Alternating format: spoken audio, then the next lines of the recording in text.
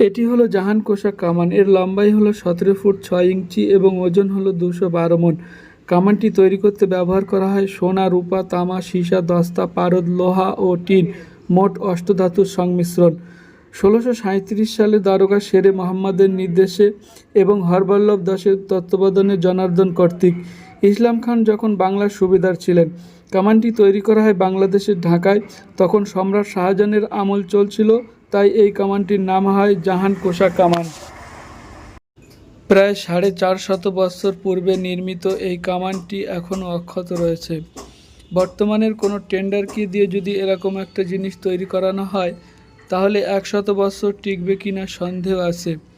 বর্তমানে এই কামানটি অবস্থান করছে মুর্শিদাবাদের হাজারদুয়ারি এলাকায়। আপনারা যদি কখনো মুর্শিদাবাদ বা হাজারদুয়ারি ঘুরতে যান, অবশ্যই এই কামানটি দেখতে পাবেন।